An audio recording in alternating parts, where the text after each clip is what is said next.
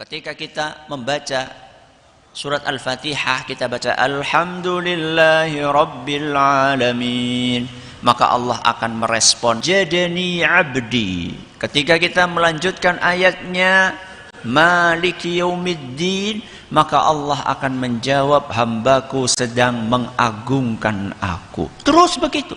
Satu ayat dijawab sama Allah, satu ayat dijawab sama Allah. Kita itu seakan-akan sedang berkomunikasi dengan sinten? Dengan Allah. Lah sekarang saya tanya, dalam suasana sakral, kita sedang berkomunikasi dengan Allah, sedang diperhatikan oleh Allah, sedang dilihat sama Allah, sedang didengar oleh Allah, kok tahu-tahu tolah-toleh? Niku beradab napa mboten? Mboten. Coba saya tanya kepada jenengan, kalau seandainya jenengan dipanggil sama Pak Presiden, dipanggil sama Pak Presiden, diajak bicara empat mata oleh Pak Presiden, kira-kira jenengan tolah-toleh napa mboten?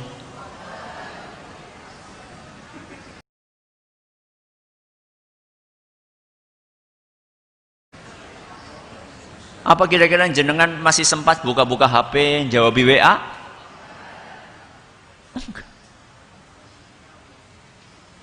Sekarang kita ini sedang dipanggil oleh Rabbul Alamin, penguasanya para penguasa. Kalau presiden itu kan penguasa dunia, penguasa di dunia. Ini kita sedang berhadapan dengan penguasanya, seluruh penguasa. Seluruh presiden itu berada di bawah kekuasaannya siapa? Allah. Kok kita tolah-toleh? Baik tolah-toleh mata maupun tolah-toleh napa? Hati. Di mana etika kita kepada Allah Subhanahu wa taala? Rasulullah sallallahu alaihi wasallam pernah mengingatkan dalam sebuah hadis yang diriwayatkan oleh Imam Abu Dawud dan dinyatakan sahih oleh Imam Ibnu Khuzaimah dan Imam Az-Zahabi, la yazalullahu azza wa jalla muqbilan 'alal 'abdi wa huwa fi salatihi ma lam yaltafit. Allah akan terus memperhatikan hambanya saat dia salat, mulai dari takbiratul ihram sampai napa? Salam. Saat salat kita itu sedang diperhatikan sama Allah azza wa jalla selama dia tidak menoleh. Selama tidak menoleh. Fa idzal tafatan sarafa anhu, seandainya tengah-tengah salat kok kita menoleh, maka Allah akan tinggalkan kita, akan tidak dipedulikan oleh Allah Subhanahu wa taala. Karena enggak beradab. Wong sedang diperhatikan kok malah mikirin yang lain. Bukannya mikirin salat malah mikirin napa, Bu? Subuhan wau mikir napa? Arep masak apa? Gue wis rencana gue 3 kali masak, gue wis ana gue pas subuhan gue.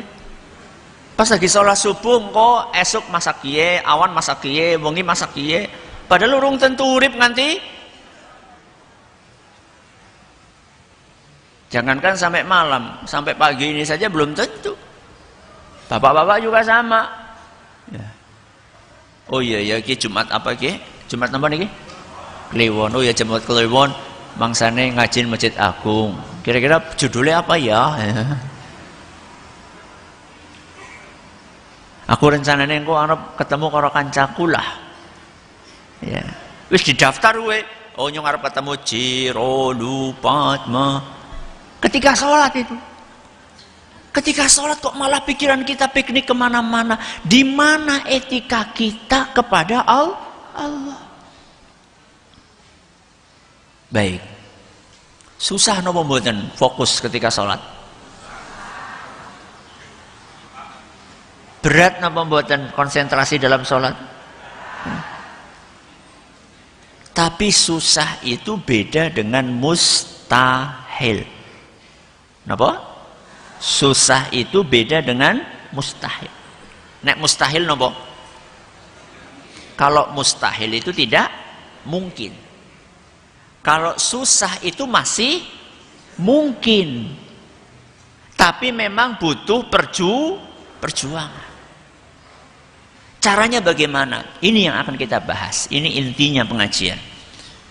Ya, jadi supaya kita tidak tolah-toleh, baik tolah-toleh mata maupun tolah-toleh hati, para ulama kita menjelaskan beberapa tips.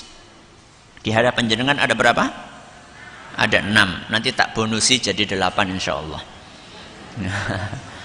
Yang pertama, tipsnya adalah mengikhlaskan niat semata-mata karena Allah.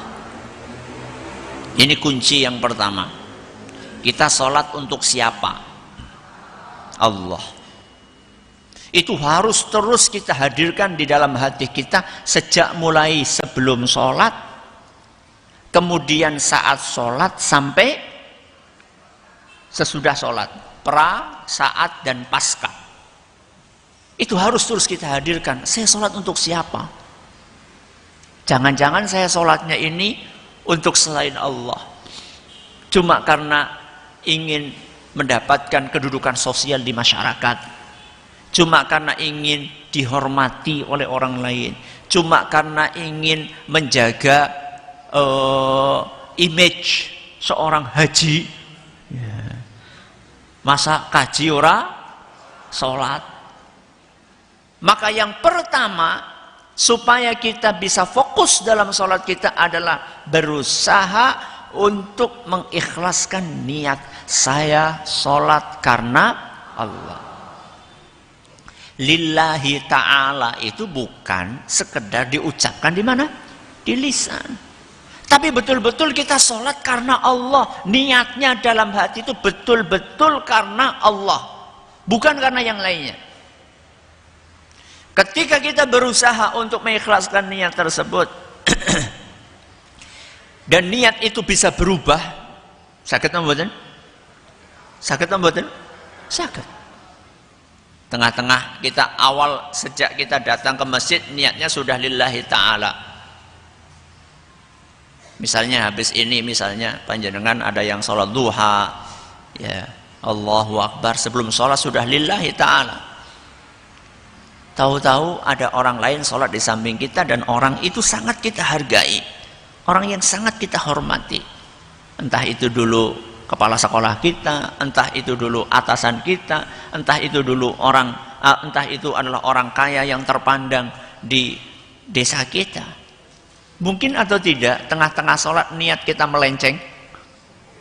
Mungkin. Ya. Alhamdulillah, kejan sineng pinggirku, berarti melirik gue. Nah. Bukan cuma melirik apa? Mata, tambahin melirik hati. Alhamdulillah kayak nang pinggirku kayak kepala sekolah kumian. Lah biasanya aku macane kulhu tak tambahi siki. Jadi nopo? Sabbihis. Itu sudah melenceng niatnya. Awalnya ikhlas jadi tidak ikhlas. Terus bagaimana Ustaz? Dipaksa. Dipaksa supaya lurus lagi. Apanya yang lurus? Niat. Tadi kan niatnya melenceng, paksa tarik lagi supaya lurus. Sehingga nanti kita fokus, konsentrasi terhadap sholat kita. Karena memang setan tidak akan pernah tinggal diam ketika kita berusaha mengikhlaskan niat kita. Dia akan terus menggoda dan menggoda, dan kita sebagai manusia harus melawan godaan tersebut dan jangan menyerah.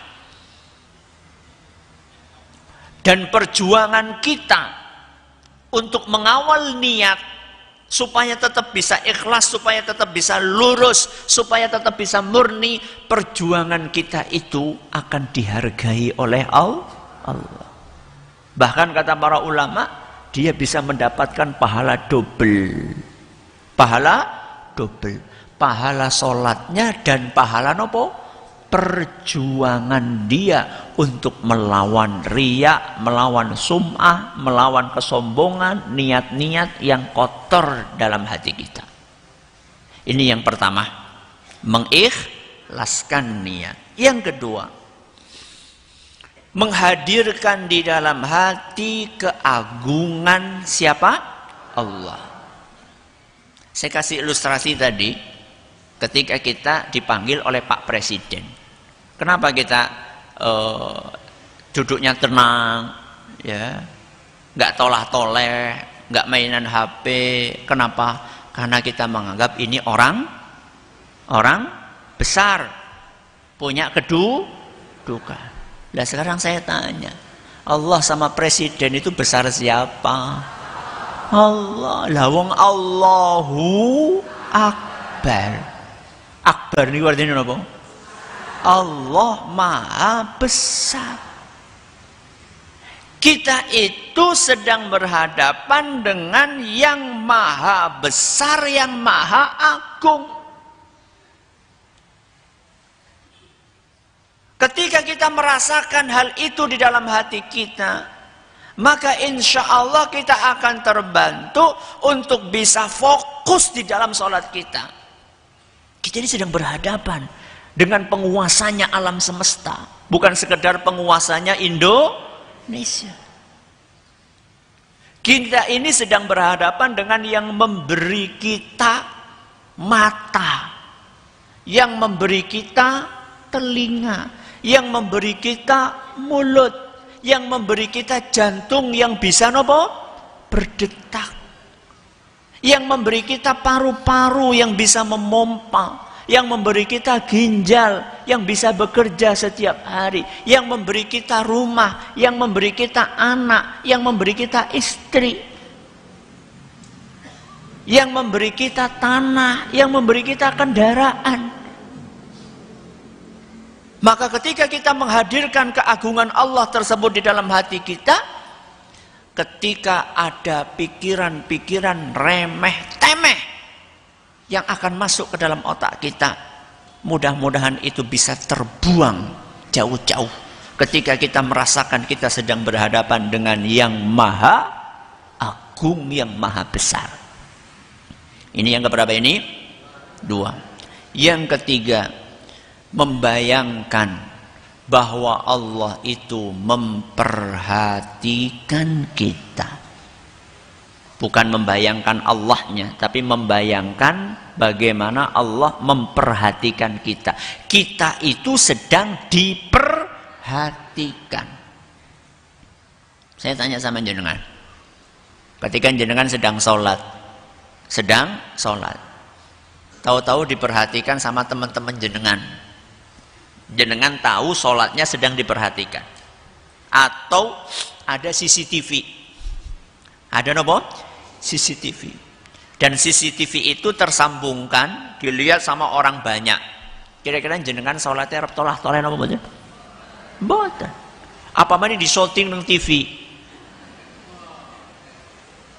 Mbok kepriwe carane usaha temenanan anu gatel kaya ngapa ya ora di kukur-kukur. Karena lagi di apa? Syuting. Padahal kita dapat apa sih ketika di syuting itu? Palingan cuma dapat nopo? Cek cek cek cek. Decakan kagum. Wih, aku wingi ndelok kok salat nang TV jan khusuk banget. Bukan khusyuk, wallahu a'lam. Oh babe ora, insyaallah. Kita ini bukan sedang dilihat oleh pemirsa televisi, tapi kita ini sedang dilihat oleh Allah Subhanahu wa taala. Maka jangan sampai ketika sedang diperhatikan sama Allah, kok malah pikiran kita piknik kemana-mana, ya, melayang kemana-mana, kacamata hilang ya kepikirnya pas sholat, kontak hilang ya kepikirnya pas sholat. Ya. Ini yang keberapa? Ini yang ketiga. Yang keempat, di situ apa tulisnya? Berusaha memahami dan meresapi bacaan sholat. Berusaha memahami dan meresapi bacaan sholat. Ini sangat membantu kita untuk tidak mikirin yang lain. Ketika kita membaca iyyaka na'budu wa iyyaka nasta'in, apa artinya? Hanya kepadamu kami beribadah, hanya kepadamu kami minta pertolongan, minta bantuan. Saya tanya sama jenengan, jenengan punya permintaan apa mboten? Punya keinginan apa mboten? Keinginan besar apa kecil? Besar dan kecil.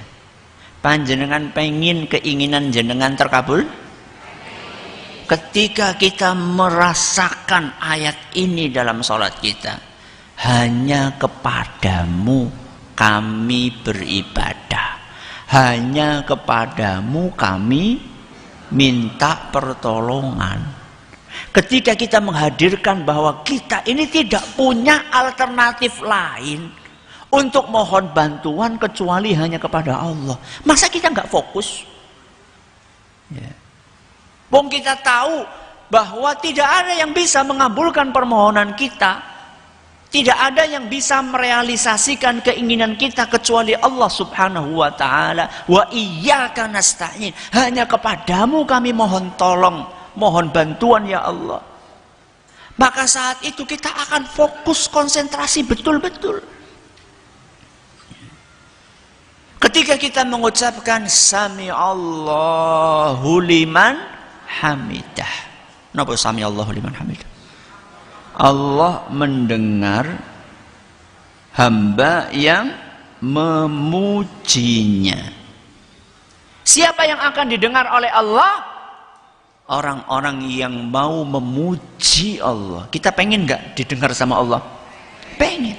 Maka puji Allah. Makanya begitu sami Allahu liman hamidah, doane napa? Rabbana walakal hamdu. Rabbana wahai Rabbi walakal hamdu, pujian hanya untukmu ya Allah. Kita langsung memuji Allah. Begitu kita mengucapkan sami Allahu liman hamidah, Allah akan mendengar orang yang memujinya. Kita langsung begitu berdiri langsung memuji Allah karena kita ingin didengar sama Allah Azza wa Jalla. Itu kita baru mengupas sedikit sekelumit dari bacaan-bacaan sholat. Padahal dari awal sampai akhir itu sholat isinya bacaan dan gerakan. Mulai dari takbiratul ihram, Allahu Akbar, Allah Maha Besar, selain Allah kecil. Ya. Nanti ketika sujud kita membaca Subhana Rabbiyal A'la, Maha suci Allah yang maha tinggi, kita itu rendah. Ketika ruku kita membaca Subhana Rabbiyal Azim, Maha suci Allah yang maha agung, maha besar, sedangkan kita itu kecil. Kita merasa rendah, kecil di hadapan Allah. Seandainya kita memahami bacaan-bacaan sholat tersebut kemudian kita renungi, maka dengan izin Allah Subhanahu wa ta'ala, pikiran-pikiran lain di luar sholat selain bacaan sholat itu akan mudah kita singkirkan dari pikiran kita. Kenapa? Karena kita sedang sibuk mikirin apa? Bacaan sholat kita. Tapi masalahnya orang paham ya sinau. Masa sudah 60 tahun sholat nggak tahu juga arti at-tahiyyatu lillah wa sholawatu wa thayyibat. Artinya apa? Wis widak tahun sholat orang ngerti artinya at-tahiyyatul mubarakatus sholawatu thayyibatu lillah. Lah selama ini sholatnya kepriwe? Niku wonten Ustaz pengajiannya wonten. Saya pernah menyampaikan pengajian temanya sholat lahir batin. Napa? Sholat lahir batin. Itu saya sampaikan dalam berapa tahun lupa saya. Kalau nggak salah 60 seri Ya, 60 seri, setengah jaman. Ya, setengah jam satu seri, seri kedua setengah jam, seri ketiga setengah jam. Itu saya kupas di situ mulai dari wudu, bahkan mulai dari wudu sampai zikir habis sholat. Ya, sujudnya, kenapa kita mesti sujud, bacaannya apa, terus kandungan bacaan itu apa, artinya apa, ruku itu kenapa kita ruku, kemudian bacaannya apa ketika ruku, maknanya apa yang mesti kita hadirkan dalam hati kita saat ruku, ketika kita i'tidal, ketika kita tahiyat, dan seterusnya, ketika kita sujud. Ya, itu ada di rekamannya, ada di YouTube, ya. Atau kalau pengen minta audionya bisa datang ke Radio Insani, ya, berseri, ya.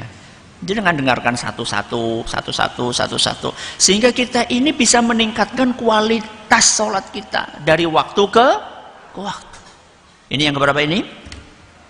4. Yang kelima, tidak toleh pandangan mata ataupun hati ketika sholat. Tidak toleh. Ya, tadi sudah saya sampaikan. Jadi jangan mau kita itu terganggu. Ada anak kecil, pelayon, sudah kita berusaha tetap fokus. Ya. Nanti saya akan bahas menghindari hal-hal yang bisa mengganggu sholat. Ya. Saya bahas dalam poin khusus, belum saya masukkan di sini. Tidak toleh ketika sholat, baik hati maupun toleh nopo mata. Tadi sudah kita bahas. Kemudian yang keenam adalah mengingat nopo mati ketika sholat. Ini salah satu yang dianjurkan oleh Nabi kita Muhammad sallallahu alaihi wasallam dalam hadis yang diriwayatkan oleh Imam Ad-Dailami, dan hadis ini dinyatakan hasan oleh Imam Ibnu Hajar dan Syekh Al-Albani. Kata Nabi sallallahu alaihi wasallam, "Uzkuril mauta fi salatika." Ingatlah mati ketika kamu sedang salat. Fa innar rajula idza dzakara al-mauta fi salatihi la hariyun an yuhsina salatahu. Orang itu kalau lagi sholat dia ingat mati, maka dia akan lebih gampang untuk meningkatkan kualitas sholatnya, akan lebih gampang untuk konsentrasi. Wa sholli sholata rajulin la yadhunnu an yusalliya sholatan ghairaha.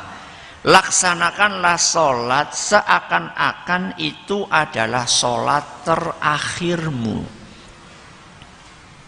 Kemarin pas pengajian tafsir saya sampaikan begini, seandainya jenengan dapat bocoran, seandainya bocoran saking sinten? Malaikat maut. Malaikat maut niku napa?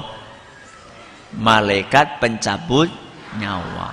Bu, jenengan kurgari awan kiye, jenengan mangke berzuhur badhe dipendet nyawane sama Allah Subhanahu wa taala. Ini kesempatan terakhir jenengan untuk sholat duhur. Saya tanya, Bu, kira-kira ketika sholat duhur gue sih mikir pasar apa ora? Hah? Bapak-bapak masih mikir sawah napa mboten? Mboten. Bungki sholat terakhir. Kita akan berusaha fokus sefokus-fokusnya. Akan berusaha khusyuk sekhusyuk-khusyuknya. Karena kita barusan dikasih tahu ini sholat terakhir, ini modal. Mudah-mudahan dengan sholat terakhir ini bisa menutup akhir hidupku dengan akhir yang baik. Menutup hidupku dengan akhir yang baik.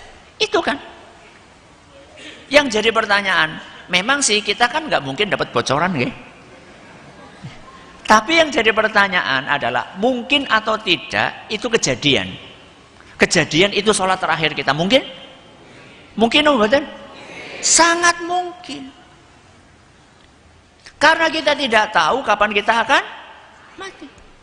Oke, seandainya kita sudah demikian Zuhur itu demikian konsentrasi, demikian khusyuk karena kita baru mengamalkan nasihat Nabi SAW supaya itu dibayangkan sholat terakhirnya. Kok ternyata orang mati kepriwe? Ngajok nama mboten? Nggih mboten. Jangan kemudian, wah wis khusuk-khusuk orang mati.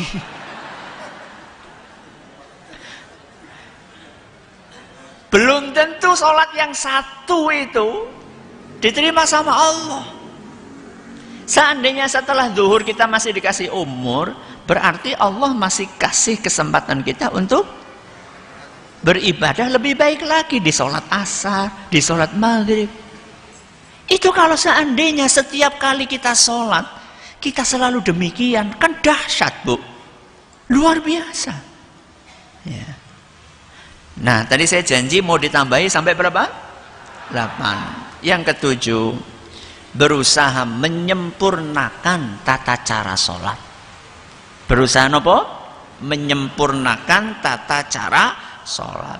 Kalau tadi bacaan, kalau ini berarti sudah masuk gerakan. Jadi sinau takbiratul ihram sing benar itu kayak apa?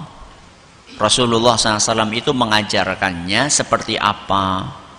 Apakah tingginya itu seperti sedada, atau tingginya setelinga, atau tingginya kepala? Apa kursi penting kayak kie? Pelajari. Terus ketika takbiratul ihram itu telapak tangannya menghadap kemana? Apakah menghadap kayak gini atau menghadap ke arah kiblat? Sujudnya bagaimana, rukuknya bagaimana, yang benar sujudnya itu apa saja yang harus nyentuh ke lantai. Pelajari semuanya. Ya. Itu juga akan membantu kita untuk konsentrasi. Di pengajian yang sholat lahir batin itu juga ada. Kalau pengen ringkas itu pengajian yang rukun Islam.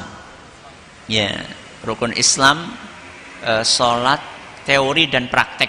Ya, sholat teori dan praktek. Jangan cari nanti, itu juga saya sampaikan itu cuma dalam 8 pertemuan atau 9 pertemuan. Kalau yang tadi kan sholat lahir batin itu pinten 40 atau 60 lupa saya. Kalau yang ini cuma 9 pertemuan. Silahkan dicari saja sholat teori dan praktek, bacaan dan gerakan, dicari saja di YouTube ada insya Allah. Terus yang ke-8 yang terakhir, menjauhkan gambar, suara atau hal-hal lain yang bisa mengganggu konsentrasi sholat. Jadi ketika kita sholat itu kan banyak gangguan, nggih. Salah satu yang bisa mengganggu niku gambar. Ya, pandangan mata, gambar. Makanya Rasulullah SAW pernah suatu saat menegur Aisyah radhiyallahu anha ketika di arah kiblatnya tempat sholat Nabi SAW itu ada kain yang bergambar. Nabi SAW minta Aisyah supaya apa? Dicopot. Supaya dicopot. Ya. Kenapa? Karena bisa mengganggu konsentrasi. Termasuk kadang-kadang kita ketika sujud, ya, ketika melihat tempat sujud, saat sajadahnya itu terlalu banyak nopo gambarnya, akhirnya malah pikirannya kegambar. Maka kata para ulama, seandainya kita memang perlu pakai sajadah, usahakan sajadahnya itu yang polos, yang nopo polos. Ya. Termasuk di masjid kalau bisa bagian depannya itu nggak usah banyak aksesoris. Aksesoris niku napa? Hiasan. Malah jadi mboten fokus. Polos saja sudah. Ya. Ada sebagian masjid ya polos tapi bisa nggo ngilu. Bisa nggo ngaca. Ya. Keramik yang bisa keramik yang mengkilap. Jadi pas sholat gue aku bisa ndeleng. Oh, nyangane nyong kayak gue ya. Itu juga termasuk ganggu. Ya. Termasuk suara. Kenapa? Suara. Lah, Wong ora ana suara be kadang-kadang dewek ora bisa konsen apa maning ana suara. Ya, panjenengan yang bawa HP hati-hati gue. Ya, lagi tengah-tengah sholat HP ini muni ringtone iwak peyek maning. Hati-hati itu, jenengan bisa merusak sholatnya orang semasjid. Dosa gue. Ya. Orang semasjid berapa jumlahnya coba? Gara-gara HP ini jenengan rusak kabeh sholatnya. Suara HP, suara anak kecil yang teriak. Kalau jenengan punya anak kecil belum bisa dikondisikan, rasa digawa masjid. Ganggu. Ya. Terus bagaimana? Nang omah baik. Ya. Kecuali kalau anak jenengan sudah bisa dikondisikan, tidak apa-apa. Tapi kalau belum bisa dikondisikan, gak usah dibawa ke masjid. Walaupun niatnya baik. Ya. Apa niatnya? Mengenalkan masjid kepada anak. Niatnya baik. Tapi kita juga harus memperhatikan efeknya. Gara-gara satu anak, orang puluhan orang sholatnya rusak, ya. Lebih baik yang satu anak ini disuruh di rumah. Kecuali kalau anak yang jenengan sudah bisa diomongi, tidak apa-apa. Ya, suara, ya, dan macam-macam lah, ya, dan macam-macam bau, ya. Hati-hati, panjenengan rumahnya di samping masjid, bakar-bakar nopo, sampah. Ya, kukusnya melebu, hati-hati itu, ya, bisa mengganggu orang. Satu masjid, aduh John, sumpek banget. Kadang-kadang bukan bakar sampah, bakar rokok, alias apa? Udut ngarep masjid, ya. Bisa orang sholat, udut ngarep masjid, ya. Ganggu orang sholat, ya. Ini beberapa hal mudah-mudahan bisa membantu kita untuk bisa khusyuk dalam sholat kita. Allahumma amin. Monggo ada yang bertanya silahkan.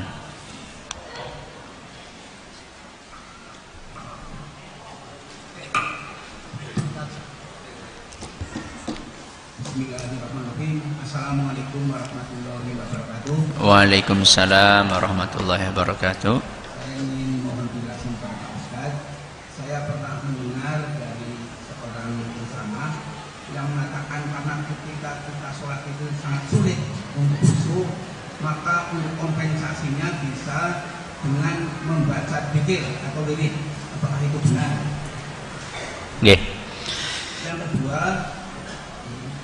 itu katanya setelah tahiyat akhir kita bisa membaca doa yang artinya janganlah aku dimasukkan ke dalam neraka jahanam dan janganlah dijauhkanlah kami dari fitnah dajjal.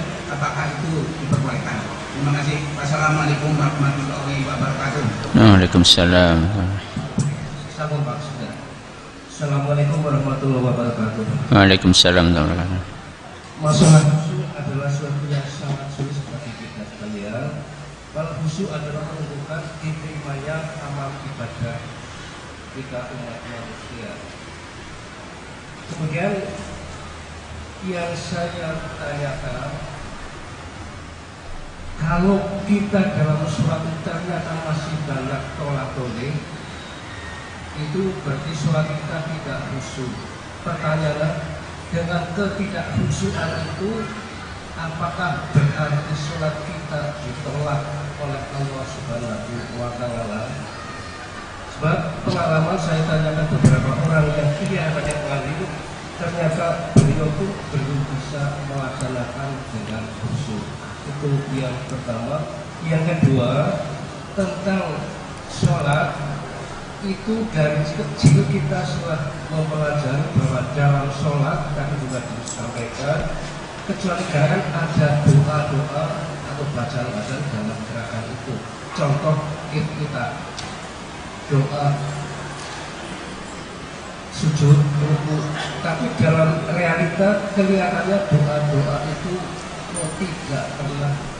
Ustaz. Buktinya kalau rukuk cepat sekali, kalau mau al-Baqarah kita betul kayaknya tidak pernah dibaca. Yang saya tanyakan, apakah bacaan-bacaan itu tidak dibutuhkan? Nggih. Itu saya kira. Baik. Terima kasih atas pertanyaannya. Waalaikumsalam warahmatullahi wabarakatuh. Yang pertama, boleh nggak ketika sholat kita membaca zikir, membaca wirid supaya konsentrasi? Boleh seandainya itu memang bacaan yang ditetapkan untuk dibaca ketika sholat. Ya, kecuali kalau jenengan nambahi bacaan yang bukan bacaan dicontohkan oleh Nabi SAW, itu nggak boleh. Tapi kalau misalnya bacaan itu adalah bacaan yang memang suruh dibaca, ya iya. Contoh takbiratul ihram. Habis itu membaca al-Fatihah, terus membaca suratan. Ya, tapi kalau kita sudah selesai Ustaz baca suratan atau baca al-Fatihah, imamnya belum selesai bacaan, apa yang mesti kita lakukan? Dengerin. Wa idza quri'al Qur'anu fastami'u lahu wa ansitu la'allakum turhamun. Kalau sedang dibacakan Al-Qur'an, maka dengarkan, simak, diam. Bukan kita sibuk baca sendiri. Ya. Orang paham, mulane kue pentingnya sinau. Alhamdulillah rata-rata imam-imam kita itu rata-rata ya bacaannya umumnya itu kan ada suratan di dalam juz amma. Ya. Rata-rata dari juz amma. Apa kita nggak ada waktu untuk membaca terjemahannya juz amma? Di luar sholat kita baca sedikit-sedikit supaya nanti ketika imamnya milih surat apa kita sudah punya nopo pemahaman tentang ini artinya apa. Masa nggak ada kesempatan? Ya, ini yang pertama. Yang kedua, ada nggak bacaan setelah tahiyat akhir minta dilindungi dari neraka jahanam? Ada. Itu memang diajarkan oleh Nabi kita Muhammad sallallahu alaihi wasallam. Allahumma inni a'udzubika min adzabi jahannama wa min adzabil qabri wa min fitnatil mahya wal mamat wa min syarri fitnatil masihid dajjal. Itu dianjurkan untuk dibaca setelah tahiyat akhir. Pertanyaan yang ketiga, salat kalau enggak khusyuk diterima atau tidak? Para ulama mereka berbeda pendapat. Khusyuk dalam salat itu hukumnya apa? Apakah wajib ataukah sunnah? Apakah wajib ataukah sunnah? Ya. Kalau memakai pendapat ulama yang mengatakan itu wajib, lalu tidak kita tunaikan, sholatnya tetap sah tapi dia berdosa. Sholatnya tetap sah tapi dia berdosa karena dia meninggalkan sesuatu yang wajib. Sehingga kemudian para ulama mengatakan bahwa orang yang sholatnya tidak khusyuk, sholatnya tetap sah, tapi pahalanya tergantung kekhusyuannya. Makanya Rasulullah SAW menyampaikan dalam sebuah hadis bahwa ada orang yang sholat itu pahalanya cuma dapat 1/10, ada yang cuma 1/9, ada yang cuma 1/8, ada yang cuma 1/7, demikian tergantung apa? Kekhusyuannya. Sholatnya tetap sah. Sah itu artinya tidak wajib untuk mengulangi, tapi pahalanya ya cuma dapat segitu sesuai dengan kadar kekhusyuannya. Apakah doa di dalam gerakan-gerakan sholat itu tidak perlu dibaca? Yo iya, harus dibaca. Ketika rukuk subhana rabbiyal azim, ketika sujud subhana rabbiyal a'la atau subhana rabbiyal a'la wa bihamdi, itu semuanya harus dibaca. Ya. Cuman memang ada kadar minimalnya. Ada kadar minimalnya. Contoh misalnya bacaan sujud, itu minimalnya sekali. Pinten? Sekali. Subhana rabbiyal a'la atau subhana rabbiyal a'la wa bihamdi sekali. Itu sudah menggugurkan kewajiban. Syukur-syukur dibaca berapa kali? 3 kali. Itu lebih afdol lagi. Berarti kalau jenengan makmum di belakang imam yang sujudnya sedela, itu jangan buru-buru suudzon ki ora maca. Mungkin dia bacaannya cuma dibaca sekali. Kecuali, wonten kecuali seandainya imamnya sepisan go maca sepisan biar ora cukup. Ya, go maca sepisan biar ora cukup. Dewek nembe arep maca sub. Nembe sub ki. Imame wis menyat. Yo ki ora maca ki jenengane. Ya. Itu berarti tidak tumak ninah. Padahal tumak ninah itu rukun. Rukun itu kalau ditinggalkan sholatnya tidak sah. Nun sewu sudah melebihi waktu. Terima kasih atas perhatiannya, mohon atas segala kurangannya. Kita tutup dengan membaca subhanakallahumma wa bihamdika asyhadu an la ilaha illa anta astaghfiruka wa atubu ilaik. Wassalamualaikum warahmatullahi wabarakatuh.